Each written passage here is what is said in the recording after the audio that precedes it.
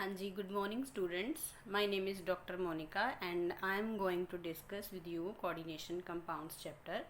ये जो चैप्टर है ये प्लस टू क्लास के सिलेबस का एक बहुत ही इम्पॉर्टेंट चैप्टर है एंड इस चैप्टर में हम डिस्कस करेंगे कि कोऑर्डिनेशन कंपाउंड्स क्या होते हैं। उसके अंदर जो डिफरेंट टाइप्स की टर्मिनोलॉजी है, जैसे कि कोऑर्डिनेशन कंपाउंड्स क्या हैं, लाइगेंड्स क्या हैं, मेटल आयन क्या होती है, कोऑर्डिनेशन नंबर क्या होता है, इन सब चीज़ों के बारे में हम डिस्कस करेंगे। एंड बेसिकली ये जो इंट्रोडक्शन पार्ट है वो मैं आपके साथ आज डिस्कस करने जा रही हूँ। So this is the coordination compounds chapter. क्या होते हैं coordination compounds? Coordination compounds basically क्या होता है कि एक सेंट्रल मेटल एटम होता है, वो सेंट्रल मेटल एटम भी हो सकता है, सेंट्रल मेटल आयन भी हो सकता है, और उस सेंट्रल मेटल आयन के आसपास उसकी सराउंडिंग में फिक्स नंबर ऑफ लाइगेंड्स होते हैं। लाइगेंड्स को हम क्या बोलते हैं, उसके ऑपोजिटली चार्ज, या तो उसके ऑपोजिटली चार्ज्ड एनाइंस होते हैं या फिर न्यूट्रल मॉलिक्यूल्स होते हैं। ठीक है, बेसिकली हम क्या कह सकते हैं, coordination compounds contain at least one complex ion. Complex ion का मतलब है, बेसिकली हम कैसे समझ सकते हैं, एक ब्रैकेट वाला पोर्शन को हम कॉम्प्लेक्स आयन कहते हैं। Coordination compounds contain at least one complex ion which consists of a central metal cation bonded to a molecule or anion called ligands। इसमें जैसे कि हम फिगर में समझ सकते हैं, फिगर में क्या दिखाया हुआ है, फिगर में दिखाया हुआ है कि एक जो पर्पल कलर की सेंटर की बॉल है उसके आसपास ग्रीन कलर की बॉल्स दिखाई हुई हैं। ठीक है, जो पर्पल कलर की बॉल है वो है सेंट्रल मेटल एटम और आयन। ठीक है, और उसकी सराउंडिंग में जो ग्रीन कलर की बॉल्स हैं वो है लाइगेंड्स, जो कि मेटल आयन के ऑपोजिटली चार्ज्ड आयन होते हैं। इस कंप्लीट जो एंटाइटी है उसे हम क्या बोलते हैं, coordination compounds. Clear? The complex ion is associated with counter ions of opposite charge. जो कॉम्प्लेक्स आयन है उसका जो भी चार्ज होगा उसका ऑपोजिट चार्ज हमेशा ही उसके बाहर जितने भी आयन्स हैं, for example if complex ion का चार्ज पॉजिटिव है तो उसके बाहर जो आयन्स होंगे उनका चार्ज क्या होगा, उससे उतना ही एग्जैक्टली ऑपोजिट आयन होगा, और उसे हम क्या बोलते हैं, उसे हम बोलते हैं काउंटर आयन्स। ठीक है, जैसे कि इसमें हमें एक एग्जांपल दी हुई है, ये एग्जांपल है क्रोमियम NH36 की। ठीक है, इसमें क्या है, क्रोमियम जो है वो क्या है, सेंट्रल मेटल आयन है एंड उसके जो उसकी सराउंडिंग में 6 क्या है, अमोनिया आयन्स है, जो कि क्या काम कर रहे हैं, लाइगेंड का काम कर रहे हैं। इस कंप्लीट एंटाइटी को जो कि ब्रैकेट के पोर्शन के अंदर है, मतलब जो चीज़ ब्रैकेट के अंदर है हम उसे क्या कहते हैं, that is called coordination compounds. हाँ जी, नेक्स्ट है difference between double salts and the complex salt. Now हमने कोऑर्डिनेशन कंपाउंड्स फर्स्ट टाइम पढ़े हैं, ठीक है, बट हमने डबल सॉल्ट्स पहले भी पढ़े हैं। क्या होते हैं डबल सॉल्ट्स? डबल सॉल्ट्स का जो पता चल रहा है उसके नाम में ही उसका आंसर है। ठीक है, these are the addition compounds in which the individual constituents retain their identity. For example basically हम कह सकते हैं कि नाम ही उसका डबल सॉल्ट है। डबल सॉल्ट मतलब जो दो सॉल्ट्स से मिलके बना हुआ है एक पर्टिकुलर रेशो के अंदर, जब हम उसे जोड़ते हैं तो एक डबल सॉल्ट्स जो हैं वो बनते हैं। जैसे कि इसमें एक एग्जांपल दी हुई है कार्नेलाइट की। कार्नेलाइट क्या होता है, एक सॉल्ट है KCl, दूसरा सॉल्ट है MgCl2 एंड उसके साथ 6 वाटर मॉलिक्यूल्स अटैच्ड हैं। ठीक है, मतलब इसमें उसने बेसिकली क्या लिखा है कि ये अपनी आइडेंटिटी को लूज़ कर देते हैं। ठीक है, सिमिलर नेक्स्ट है मोहर सोल्ट। मोहर सोल्ट भी एक डबल सोल्ट है, इसमें दो सॉल्ट्स हैं, एक FeSO4 है, एक अमोनियम SO4 है, अमोनियम 2SO4.6H2 हैं। ठीक है, इनकी खासियत की क्या है कि जब हम इनको पानी में डिज़ोल्व करते हैं तो पानी में जाते ही ये क्या हो जाते हैं, जिन कंस्टिट्यूएंट आयंस से मिलके ये बने थे उन्हीं कंस्टिट्यूएंट आयंस में ये डिसोसिएट हो जाते हैं। जैसे कि वो मैं नेक्स्ट आपको एक्सप्लेन करूँगी।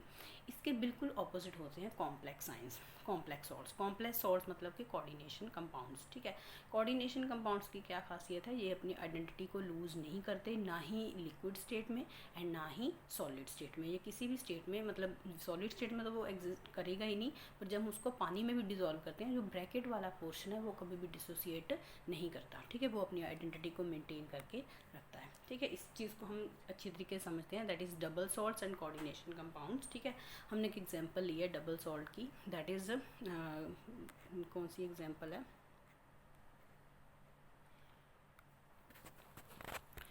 हाँ जी, वी हैव K2SO4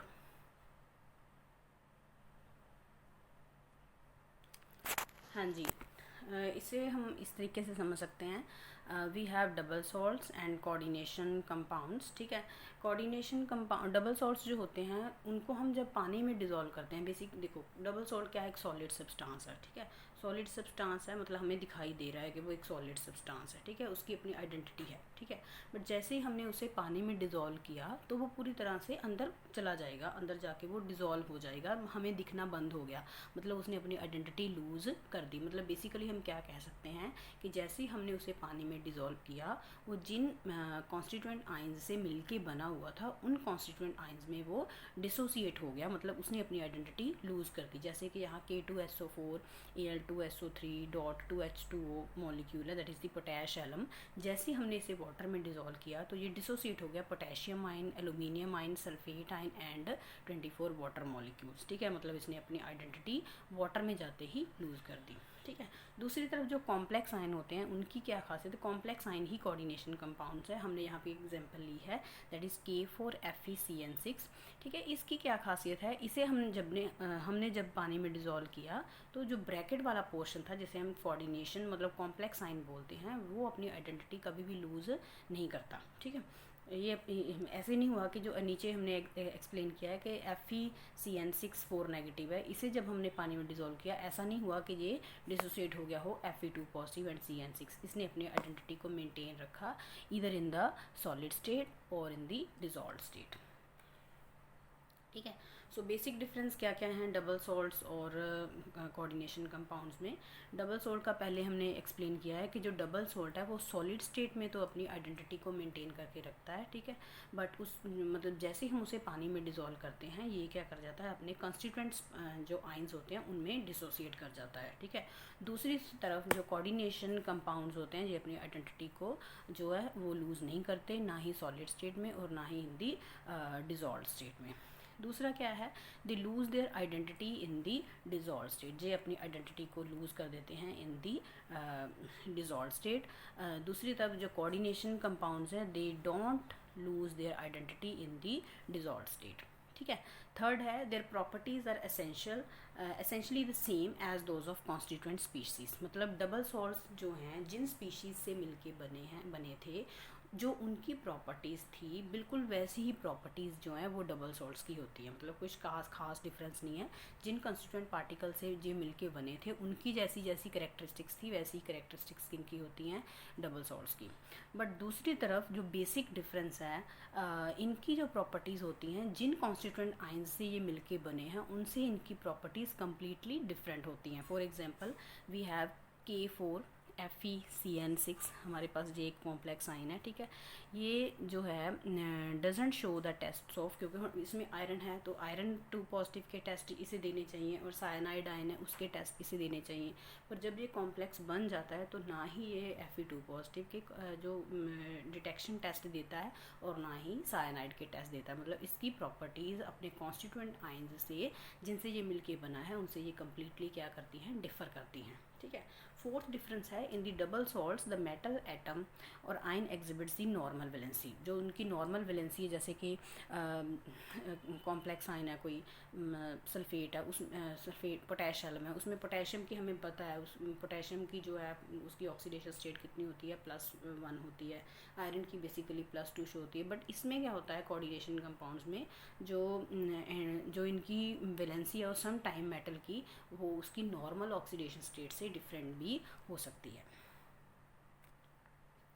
नाउ हम थोड़े से पॉइंट्स डिस्कस कर लेते हैं। हमारे पास एक कॉम्प्लेक्स दिया हुआ है, दैट इज़ दी हमारे पास एक कॉम्प्लेक्स है COCl2 NH3 whole 4 and Cl। देखो ब्रैकेट के अंदर वाला पोर्शन जो है उसे हमने एक्सप्लेन किया है कोऑर्डिनेशन स्फीयर, इसी को हम कॉम्प्लेक्स आयन भी बोलते हैं। ठीक है, उसके बिल्कुल बाहर जो आयन है उसे हम बोलते हैं आयोनाइजेबल आयन। हमने देखा भी था पहले कि जब हमने इसे वाटर में डिज़ोल्व किया था, जो ब्रैकेट वाला पोर्शन है वो आयोनाइजेबल नहीं था, मतलब वो नॉन आयोनाइजेबल था। एंड जो क्लोराइड आयन है, जो ब्रैकेट के बाहर वाला पोर्शन है, कॉम्प्लेक्स आयन के बाहर वाला पोर्शन है, वो अलग हो जाता है, that is the ionisable ion. इसे हम काउंटर आयन भी बोलते हैं। ठीक है, जो कोबाल्ट है ग्रीन कलर की मेटल शो की हुई है, ये जो है इसे हम सेंट्रल मेटल आयन बोलते हैं। यहाँ पे इसने कॉपर 2 पॉजिटिव लिखा है, ये सब करेक्ट कर लो आप, दैट इज़ दी कोबाल्ट, ठीक है। एंड उसके आसपास जो 6 लाइगेंड्स लगे हुए हैं, 2 क्लोरीन है, ठीक है, एंड 4 जो हैं अमोनिया मॉलिक्यूल्स हैं, इन्हें हम लाइगेंड्स बोलते हैं, ठीक है। कोऑर्डिनेशन नंबर जो है यहाँ पे 4 नहीं है, यहाँ पे कोऑर्डिनेशन नंबर होगा 6, क्लियर।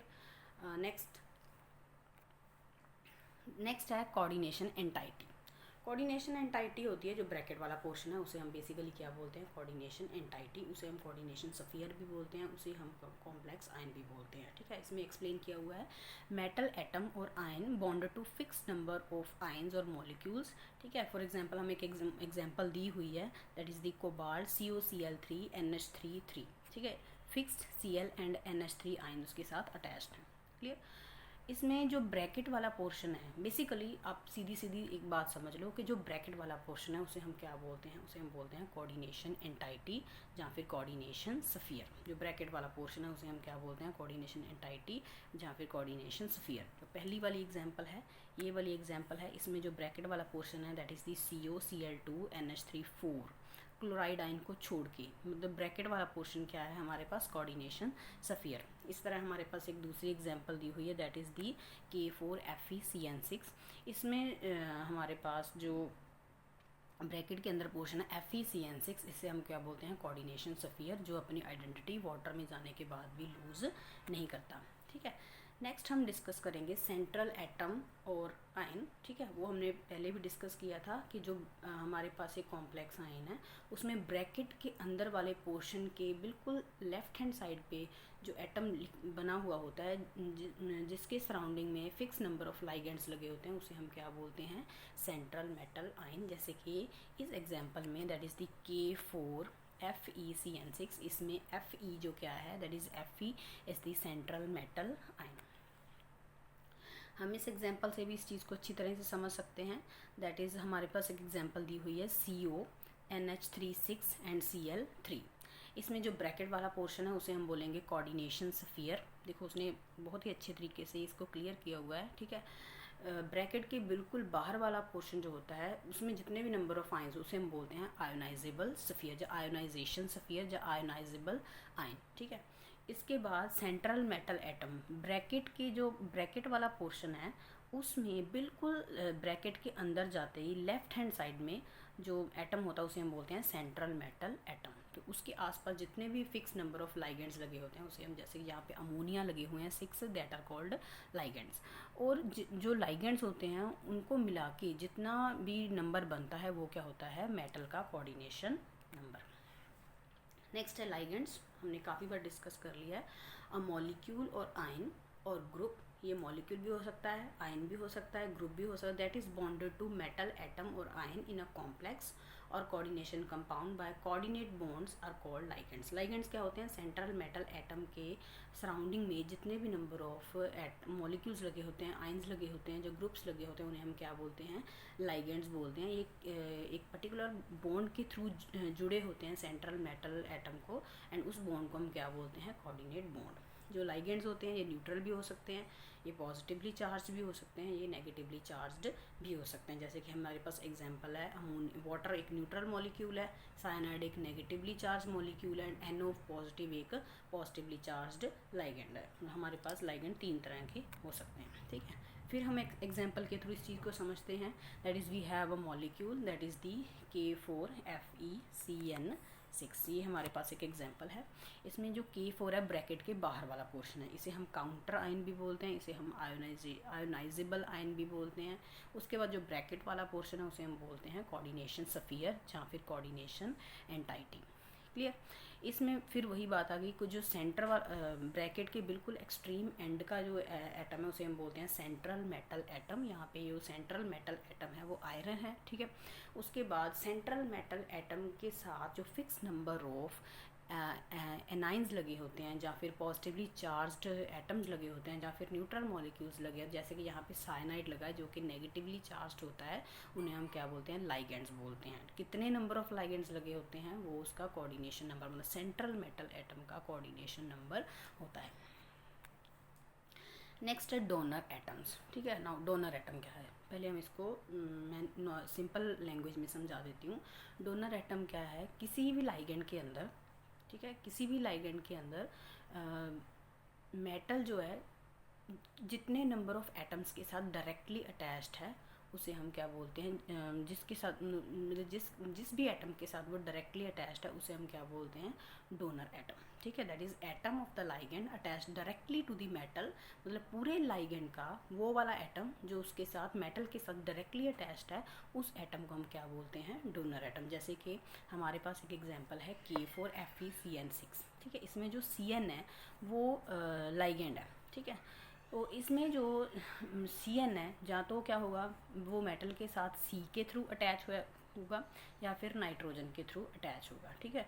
इस अगर तो वो कार्बन की तरफ से अटैच्ड हो रहा है तो साइनाइड में डोनर एटम कौन है, कार्बन, ठीक है। दैट इज़ फिर क्या है, कार्बन एटम मतलब कौन होगा, कार्बन। और अगर साइनाइड अटैच हो रहा है थ्रू नाइट्रोजन तो हमारे पास जो डोनर एटम है वो कौन होगा, नाइट्रोजन। मतलब पूरे लाइगेंड में जिस एटम के थ्रू वो मेटल के साथ डायरेक्टली अटैच्ड हो रहा है उसे हम क्या बोलते हैं, उसे हम बोलते हैं that is called donor atom, ठीक है। नेक्स्ट है कोऑर्डिनेशन स्फीयर, वही फिर नेक्स्ट सेम टू सेम पुरानी बात आ गई। दैट इज़ कोऑर्डिनेशन स्फीयर, जो ब्रैकेट वाला पोर्शन है जिसको हम जैसे हम जब कोऑर्डिनेशन मॉलिक्यूल को हम पानी में डिज़ोल्व करते हैं तो वो क्या करता है, डिज़ोल्व अपनी आइडेंटिटी को लूज़ नहीं करता, जिन भी कॉन्स्टिट्यूएंट पार्टिकल से वो मिलके बना हुआ है उसमें वो डिसोसिएट नहीं होता, तो हम उसे क्या बोलते हैं, कोऑर्डिनेशन स्फीयर, ठीक है। दैट इज ये चीज़ इन्होंने भी क्लियर किया है। द सेंट्रल एटम और ion the ligands attach to it are closed in a square bracket, वो वाला पोर्शन जो स्क्वायर ब्रैकेट के अंदर है, are collectively terms as the coordination sphere. जैसे कि इस मॉलिक्यूल में हमारा जो कोऑर्डिनेशन स्फीयर कौन सा है, that is this molecule is our coordination sphere. Now ये आप खुद भी पढ़ सकते हो, इसमें फिर एग्जांपल दी हुई है। क्रोमियम क्या है मॉलिक्यूल में, ब्रैकेट वाला पोर्शन जो उसे कोऑर्डिनेशन स्फीयर बोलेंगे। कोऑर्डिनेशन स्फीयर के अंदर जो क्रोमियम है वो सेंट्रल मेटल एटम है, ठीक है। उसके आसपास जो 6 अमोनिया लगे हुए हैं, अमोनिया लाइगेंड है, ठीक है। 6 क्या है, that is the coordination number of chromium. And जो कॉम्प्लेक्स आयन के बाहर क्लोराइड आयन लगा हुआ है उसे हम क्या बोलेंगे, ionization sphere, that is the ionizable ion. Next है कोऑर्डिनेशन पॉलीहेड्रन। पॉलीहेड्रन का मतलब है कि जब लाइगेंड्स मेटल के आसपास अरेंज होते हैं तो एक पर्टिकुलर स्ट्रक्चर, एक ज्योमेट्रिक पैटर्न बनता है, ठीक है। उस spatial arrangement of ligand atoms जो उसके साथ अटैच्ड हैं उसे हम क्या बोलते हैं, कोऑर्डिनेशन पॉलीहेड्रन। जैसे कि पहले एग्जांपल में सेंट्रल मेटल एटम है, सेंट्रल मेटल एटम के आसपास 4 लाइगेंड्स लगे हुए हैं और उनका अरेंजमेंट जो है, जिस अरेंजमेंट में लगे हुए हैं वो अरेंजमेंट है स्क्वायर प्लेनर। मैं इसमें जो हमारा पॉलीहेड्रन बन रहा है वो कौन सा बन रहा है, स्क्वायर प्लेनर, ठीक है। उसके साथ भी नेक्स्ट जो मॉलिक्यूल है उसमें हमारे पास जो है वो कितने लगे हुए हैं, वहाँ पे लगे हुए हैं 4, पर उनका जो अरेंजमेंट है वो क्या है, टेट्राहेड्रल, ठीक है। नेक्स्ट मॉलिक्यूल जो है उसमें लगे हुए हैं 5, दैट इज़ अरेंजमेंट कौन सा है, ट्राइगनल बाई पिरामिडल। मतलब जो उनका स्पेशल अरेंजमेंट है लाइगेंड्स का around the central metal ion, उसके कारण जो अरेंजमेंट बनता है उसे हम क्या बोलते हैं, कोऑर्डिनेशन पॉलीहेड्रन। नेक्स्ट मॉलिक्यूल है स्क्वायर पिरामिडल। एंड अगर 6 मॉलिक्यूल्स 6 लाइगेंड्स सेंट्रल मेटल के आसपास अटैच्ड हैं तो हमारे पास जो स्ट्रक्चर बनती है, जो अरेंजमेंट बनता है उसे हम बोलते हैं octahedral arrangement. Now next topic है हमारा कॉम्प्लेक्स आयन। पूरे कॉम्प्लेक्स आयन, पहले तो हम बेसिक पॉइंट डिस्कस कर लेते हैं। जो कॉम्प्लेक्स आयन होता है ये पॉजिटिव चार्ज का भी हो सकता है, मतलब जो ब्रैकेट वाला पोर्शन है पूरे का पूरा ये पॉजिटिवली चार्ज्ड भी हो सकता है, ये नेगेटिवली चार्ज्ड भी हो सकता है, एंड ये न्यूट्रल भी हो सकता है, क्लियर। अब इसका चार्ज निकालते कैसे हैं, ठीक है, वो हम डिस्कस करने जा रहे हैं, ठीक है। उसके लिए हम क्या करते हैं, हम पूरा कॉम्प्लेक्स आयन ले लेते हैं, उसके आसपास जो भी आयोनाइजेबल पोर्शन है उसको छोड़ देते हैं, ठीक है। उनको छोड़ के जैसे हमने यहाँ पे एग्जांपल ली हुई है कॉपर NH3 4 2 पॉजिटिव। हमने इसका कैसे निकालना है, मतलब जो 2 पॉजिटिव है, पूरे कॉम्प्लेक्स आयन का चार्ज कितना है, यहाँ पे 2 पॉजिटिव है, वो कैसे आया, ठीक है। वो हम कैसे निकालते हैं, उसका क्या तरीका है, हम क्या करते हैं, जितने भी उसके अंदर मॉलिक्यूल्स हैं उनके ऑक्सीडेशन नंबर को हम प्लस कर देते हैं। उनका जो भी उसका एक आंसर आता है उसको हम क्या बोलते हैं, उसका ऑक्सीडेशन, उसका जो चार्ज बोलते हैं। ठीक है, जैसे कि कॉपर का कितना ऑक्सीडेशन नंबर होता है, 4। ठीक है। अमोनिया एक न्यूट्रल मॉलिक्यूल है। न्यूट्रल मॉलिक्यूल जो होता है उसकी ऑक्सीडेशन स्टेट हम कितनी कंसीडर करते हैं, 0, क्योंकि हमारे पास 4 अमोनियम मॉलिक्यूल्स लगे हुए हैं। सो 4 × 0 आ गया। इस सारे का जो टोटल आ गया वो हमारे पास कितना आ गया, दैट इज़ दी +2। इस तरह हमारे पास एक नेक्स्ट एग्जांपल है, that is the chromium H2O4Cl2। इसमें सेंट्रल मेटल एटम क्रोमियम है। ठीक है। एंड उसके सराउंडिंग में 4 जो हैं वो वाटर मॉलिक्यूल लगे हुए हैं एंड 2 जो हैं वो क्लोराइड मॉलिक्यूल्स लगे हुए हैं। ठीक है। इन सब का हमने प्लस करना है। प्लस करके जितनी भी वैल्यू आएगी, दैट इज़ जो भी क्वेश्चन मार्क की वैल्यू आएगी, वो क्या होगा, इस कॉम्प्लेक्स आयन का चार्ज होगा। ठीक है। अब हमें पता है दैट इज़ क्रोमियम का चार्ज कितना होता है, +3। ठीक है, उसको ऐड कर दिया। प्लस नाउ जो वाटर है वो एक न्यूट्रल मॉलिक्यूल है। न्यूट्रल मॉलिक्यूल की ऑक्सीडेशन स्टेट क्या होती है, 0 होती है। ठीक है। 4 मॉलिक्यूल्स है, 4 × 0 आ गया, +2। क्लोराइड, हमें पता है क्लोराइड आयन का चार्ज कितना होता है, -1। दैट इज़ इस सबको जो हमने टोटल किया, इसका आंसर हमारे पास कितना आ गया, +1। इट मीन्स इस कॉम्प्लेक्स आयन का जो चार्ज है उसकी वैल्यू कितनी है, +1। सिमिलरली हमारे पास नेक्स्ट है ऑक्सीडेशन नंबर। ऑक्सीडेशन नंबर क्या होता है, अगर पूरे मॉलिक्यूल में हमने किसी एक चीज़ का, किसी सेंट्रल मेटल आयन का ऑक्सीडेशन नंबर निकालना है, जैसे कि हमारे पास एक मॉलिक्यूल है दैट इज़ दी क्रोमियम। जो क्रोमियम को हमने रेड क्यों किया है, क्योंकि इसका हमने ऑक्सीडेशन नंबर निकालना है। ठीक है। क्रोमियम पहले जो हम डिस्कस कर रहे थे वो था कि कॉम्प्लेक्स आयन का चार्ज हम कैसे निकालते हैं। उसमें क्या करते हैं, कॉम्प्लेक्स आयन को ले लेते हैं, बाकी पोर्शन छोड़ देते हैं, मतलब ब्रैकेट वाला पोर्शन ले लेते हैं। ब्रैकेट वाले पोर्शन में जितनी भी चीज़ें थी उनके ऑक्सीडेशन नंबर्स को प्लस कर देते हैं, जितनी भी वैल्यू आती है वो उसका चार्ज होता है। नेक्स्ट हम डिस्कस करने जा रहे हैं कि पूरे मॉलिक्यूल में सेंट्रल मेटल आयन का ऑक्सीडेशन नंबर हम कैसे निकालते हैं। उसमें हमने पूरा मॉलिक्यूल लेना है, मतलब ब्रैकेट वाला पोर्शन भी, जो ब्रैकेट के बाहर है उसको भी, पूरा मॉलिक्यूल लेना है। जिसकी हमने ऑक्सीडेशन स्टेट निकालनी है सेंट्रल मेटल आयन की, उसको हमने X कंसीडर कर लेना है। ठीक है। बाकियों को जैसे जैसे उनके ऑक्सीडेशन नंबर्स होते हैं उनको हमने जोड़ देना है। ठीक है। यहाँ पे नेक्स्ट है 4 × वाटर का 0 आएगा क्योंकि न्यूट्रल मॉलिक्यूल है, प्लस नेक्स्ट है 2 × -1। 2 मॉलिक्यूल्स हैं बट एक क्लोराइड आयन का कितना होता है, -1 होता है। प्लस उसके बाद हम क्या कर सकते हैं, प्लस करने के बाद अगर इसने के केस को 2 हिस्सों में तोड़ लिया है। ठीक है। इससे पहले मैं आपको एक बात क्लियर कर दूं, कॉम्प्लेक्स आयन का चार्ज बिल्कुल उतना ही होता है जितना चार्ज उसके बाहर वाले पोर्शन का होता है। ठीक है। मतलब पर होता क्या है, एग्जैक्टली ऑपोजिट। जैसे कि NO3 नेगेटिव है, नेगेटिव मतलब नाइट्रेट आयन का चार्ज क्या होता है, 1 नेगेटिव। तो पूरे कॉम्प्लेक्स का चार्ज क्या होगा, 1 पॉजिटिव। क्लियर, मतलब उसका चार्ज हमारे पास क्या हो जाएगा, 1 पॉजिटिव। मतलब जितना भी नॉन आयोनाइजेबल पार्ट का चार्ज है उसके एग्जैक्टली ऑपोजिट चार्ज क्या होता है, उसके दूसरे का चार्ज होता है। इस हिसाब से भी हम क्या निकाल सकते हैं, सारी चीज़ को जोड़ के इसको 0 के बराबर कर दो तो हमारे पास क्या आ जाएगा, सेंट्रल मेटल आयन का चार्ज आ जाएगा। नेक्स्ट हमारे पास नेक्स्ट टॉपिक है that is called denticity of ligands. ये आपके लिए कम्प्लीटली न्यू टॉपिक है, इवन न्यू टर्म है डेंटिसिटी। तो इसको आपने पहले ध्यान से समझना है कि डेंटिसिटी होती क्या है। डेंटिसिटी क्या होती है कि हमारे पास एक लाइगेंड है, क्लियर है, उस लाइगेंड में कौन सा मतलब एक ही लाइगेंड के अंदर कितने एटम्स हैं जो डायरेक्टली सेंट्रल एटम के साथ अटैच कर रहे हैं। किसी एक लाइगेंड के अंदर जितने भी एटम्स डायरेक्टली अटैच कर रहे होते हैं सेंट्रल मेटल के साथ, उसको उसकी क्या बोलते हैं, denticity. For example if ligand के अंदर एक एटम डायरेक्टली अटैच्ड है सेंटर, तो उसकी डेंटिसिटी हम कितनी मानते हैं, 1 मानते हैं। ठीक है। सिमिलरली इफ़ एक लाइगेंड के अंदर दो एटम्स हैं जो डायरेक्टली अटैच कर रहे हैं सेंट्रल मेटल एटम से, तो उसकी डेंसिटी कितनी होगी, 2 होगी। सिमिलरली अगर एक लाइगेंड के अंदर उसके उसी लाइगेंड के कोई 3 एटम्स हैं जो डायरेक्टली अटैच कर रहे हैं सेंट्रल मेटल एटम के साथ, तो उसकी डेंसिटी कितनी होगी, 3। मतलब डेंसिटी होती क्या है, डेंसिटी होती है कि एक लाइगेंड के अंदर कितने एटम डायरेक्टली अटैच कर रहे हैं सेंट्रल मेटल एटम को, उसे हम क्या बोलते हैं, लाइगेंड की डेंसिटी। ठीक है।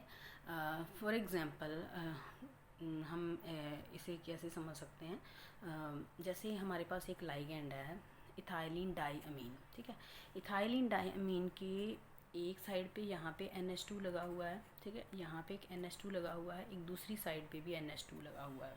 ठीक है, 2 NH2 है, मतलब कि ये अगर इस मॉलिक्यूल को हम सेंट्रल मेटल एटम के अराउंड लेके आएँ तो सेंट्रल मेटल एटम को ये 2 साइड से ज्वाइन कर सकता है। इसका मतलब ये क्या है, इसकी डेंसिटी कितनी है, 2 है, मतलब ये डाइडेंडेट लाइगेंड है। ठीक है, now on the basis of कि कितने एटम डायरेक्टली अटैच कर रहे हैं सेंट्रल एटम्स के साथ, उस हिसाब से जो लाइगेंड्स हैं उनको हमने डिवाइड किया हुआ है। पहला है मोनोडेंडेट लाइगेंड, नाम से क्लियर है, मोनो मतलब 1। ठीक है, इसका मतलब है कि एक लाइगेंड के अंदर कितने एटम डायरेक्टली अटैच कर रहे हैं सेंट्रल एटम के साथ, दैट इज़ 1। ठीक है, that is NH3 molecule monodentate ligand है। इसमें ये डायरेक्टली अटैच कैसे कर रहा है, ये मेटल के साथ नाइट्रोजन के थ्रू डायरेक्टली अटैच कर रहा है।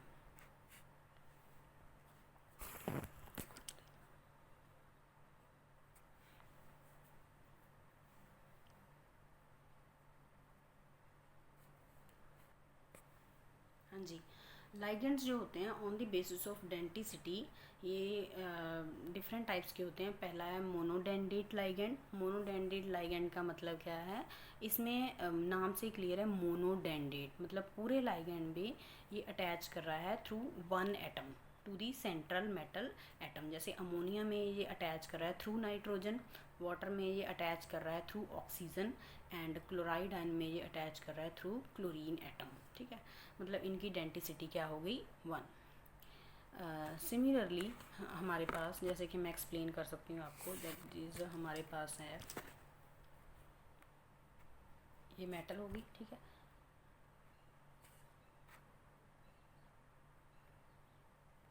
ये क्या हो रहा है, ये जो अमोनिया मॉलिक्यूल है वो कैसे अटैच कर रहा है, थ्रू नाइट्रोजन। इसी तरह जो इट मीन्स ये तीनों जो मॉलिक्यूल्स हैं ये क्या हैं, ये मोनोडेंडेट लाइगेंड है। नेक्स्ट एग्जांपल है बाईडेंडेट। बाई का मतलब क्या होता है, 2।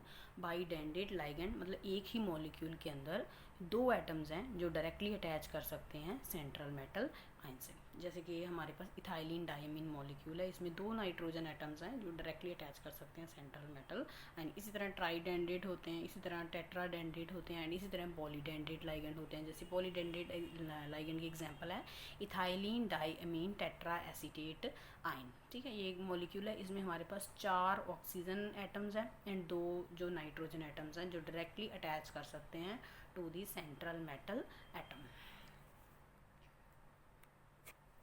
हाँ जी, नेक्स्ट है, हम एग्जांपल्स एक बार दोबारा से डिस्कस कर लेते हैं। दैट इज़ मोनोडेंडेट लाइगेंड की एग्जांपल्स हैं फ्लोरीन, क्लोरीन, ब्रोमीन, आयोडीन। ठीक है, ये सारी जो एग्जांपल्स हैं, ये सारी एग्जांपल्स कौन सी हैं, मोनोडेंडेट लाइगेंड की। O2 negative, S2 negative ion, OH negative, CN negative, ammonia, water, CO, ये सारे क्या है, मोनोडेंडेट लाइगेंड। मोनोडेंडेट लाइगेंड मतलब एक एटम है पूरे मॉलिक्यूल में जो डायरेक्टली अटैच कर सकता है to the central metal atom. Next है बाईडेंडेट लाइगेंड, इनमें 2 मॉलिक्यूल, इसमें एग्जांपल्स हैं oxalate ion, ethylene diamine ion, उसके बाद FHENDMG, ये सारे एग्जांपल्स क्या हैं, बाईडेंडेट लाइगेंड की। नेक्स्ट है पॉलीडेंडेट लाइगेंड। पॉलीडेंडेट लाइगेंड में हमारे पास की ये कौन सी एग्जांपल है, ethylene diamine tetra acetate acid. इसी चीज़ को हमने और भी ज़्यादा क्लियर किया है, दैट इज़ मोनोडेंडेट में एग्जांपल दी है पेरिडीन की, इसमें नाइट्रोजन के थ्रू ये डायरेक्टली अटैच होगा। Aqua, hydroxo, chloro. बाईडेंडेट में एसीटाइल एसीटोनेटो। आपने सारे ये याद नहीं करने हैं, ये आपने इन चीज़ों को अच्छे से समझना है। ठीक है, ट्राईडेंडेट लाइगेंड हो गया, उसके बाद पॉलीडेंडेट लाइगेंड हो गया। नेक्स्ट है कीलेट्स। हाँ जी, कीलेट का मतलब होता है रिंग फॉर्मेशन। ठीक है, बेसिकली हमने ये चीज़ डिस्कस करनी है।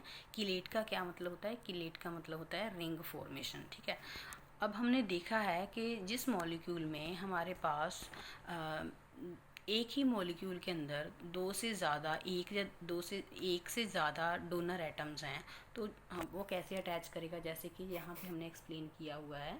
यहाँ पे हमारे पास इथिलीन डाई अमीन जो क्या है वो लाइगेंड है। ठीक है, ये सेंट्रल, क्योंकि इसके पास दो डोनर एटम्स है, जब भी अटैच करेगा मेटल के साथ तो हमारे पास क्या बन जाएगी? हमारे पास एक रिंग बन जाएगी। यहाँ पे हमारे पास क्या बनी हुई है? यहाँ पे हमारे पास 5 मेंबर्ड रिंग बन गई है। एंड रिंग को ही हम क्या बोलते हैं? रिंग को ही हम बोलते हैं कीलेट। ठीक है, यहाँ पे जो रिंग है उसको हम क्या बोलते हैं? कीलेट। ठीक है, कीलेट्स क्या होते हैं? कीलेट्स जो हैं any of class of coordination or complex compounds consisting of central metal atom attach to the large molecules called ligand in a cyclic or ring structure. मतलब लाइगेंड इस हिसाब से अटैच होता है सेंट्रल मेटल एटम के साथ कि क्या बन जाती है? एक रिंग स्ट्रक्चर बन जाती है। ठीक है, इसकी हमने एक एग्जांपल दी है। उसके बाद कैडमियम के साथ उसको शो करके दिखाया हुआ है। ये भी एक एग्जांपल है। ये हीमोग्लोबिन की स्ट्रक्चर है। इसमें हाँ, अगर आप ध्यान से देखो सेंटर में Fe2 पॉजिटिव आयन है और उसके आसपास लाइगेंड्स इस तरीके से अटैच हुए हैं कि रिंग स्ट्रक्चर बन रही है, मतलब कि कीलेट बन रहा है। ठीक है, ये भी कीलेट की एग्जांपल। इसमें सेंट्रल मेटल एटम के साथ जो अटैचमेंट हुई है, यहाँ पे देखो ध्यान से, अगर हम देखें दैट इज़ हमारे पास क्या बन रही है? एक रिंग स्ट्रक्चर बन रही है। 1 2 3 4 एंड 5, ये 5 मेंबर्ड रिंग बन गई। Clear? Next is ambidentate ligands. Ambi कई बार क्या होता है कि हमारे पास एक लाइगेंड है, वो अटैच कर सकता है एक टाइम पे किसी एक एटम के through to the central metal atom and दूसरे टाइम पे किसी दूसरे एटम के through to the same central metal atom. जैसे कि हमने यहाँ पे एग्जांपल ली हुई है, दैट इज़ दी हमारे पास NO2 नेगेटिव मॉलिक्यूल है। ठीक है, NO2 मॉलिक्यूल अगर तो ये अटैच कर रहा है थ्रू ऑक्सीजन तो इसे हम बोलते हैं नाइट्रो O। ठीक है, और सेम मॉलिक्यूल अगर अटैच कर रहा है through nitrogen to the central atom तो इसे बोलते हैं हम नाइट्रो N। ठीक है, ये एक एम्बीडेंडेट लाइगेंड है जो एक समय पे अटैच तो थ्रू वन एटम ही कर रहा है, बट दूसरे समय पे ये दूसरे एटम के थ्रू अटैच कर रहा है टू दी सेंट्रल एटम। इस तरह के लाइगेंड्स जो होते हैं तो मोनोडेंडेट है, बट इनकी पॉसिबिलिटीज़ ऑफ अटैचमेंट दो होती हैं, उसे हम क्या बोलते हैं? एम्बीडेंडेट लाइगेंड। ये एक और एग्जांपल ली हुई हमने आइसोथायोसाइनेटो। इसमें जो आइसोथायोसाइनेटो है ये इस मॉलिक्यूल में अटैच करेगा थ्रू ये इस मॉलिक्यूल में ये अटैच करेगा sulphur, that is the metal के साथ ये अटैच करेगा थ्रू सल्फ़र, एंड इस मॉलिक्यूल में ये मेटल के साथ अटैच करेगा थ्रू नाइट्रोजन। ठीक है, करेगा एक टाइम पे अटैच, पर पॉसिबिलिटीज़ ऑफ अटैचमेंट जो हैं वो दो हैं, दैट इज़ कॉल्ड एम्बीडेंडेट लाइगेंड। ये भी उन्हीं चीज़ की एग्जांपल है। नेक्स्ट है homoleptic and heteroleptic complexes. Homoleptic complexes होते हैं, नाम से क्लियर है, होमो मीन्स सेम। अगर सेंट्रल मेटल एटम के सराउंडिंग में सबके सब लिगेंड सेम है तो हम उसे बोलते हैं होमोलेप्टिक कम्प्लेक्स। जैसे कि ये जो एग्जांपल है, जो किसकी एग्जांपल है, that is the homoleptic complex. इसमें कोबाल्ट है, कोबाल्ट के अराउंड 6 के 6 लाइगेंड सेम है, that is the ammonia ligand. Same to same ligands लगे हैं तो उसे हम क्या बोलते हैं? Homoleptic complex. इसके बिल्कुल ऑपोजिट हेट्रोलेप्टिक कम्प्लेक्सेस होते हैं। उसमें क्या होता है? अगर सेंट्रल मेटल एटम के अराउंड एक से ज़्यादा डिफरेंट टाइप्स के लाइगेंड्स लगे हैं तो उसे हम क्या बोलते हैं? Heteroleptic complexes. जैसे कि इस मॉलिक्यूल में कोबाल्ट जो है, कोबाल्ट के साथ 4 मॉलिक्यूल जो अमोनिया के लगे हैं, पर 2 जो डिफरेंट हैं क्लोराइड के भी लगे हुए हैं। ये किसकी एग्जांपल है? ये होगी हमारे पास हेट्रोलेप्टिक की एग्जांपल। ठीक है, ये भी मैंने उसी चीज़ को एक्सप्लेन किया है, फिगर के थ्रू एक्सप्लेन किया है। पहली एग्जांपल देखो, पहली एग्जांपल में जो पहला मॉलिक्यूल में कोबाल्ट है उसके अराउंड 6 के 6 जो मॉलिक्यूल लगे हैं वो कौन से लगे हैं? अमोनिया के लगे हैं।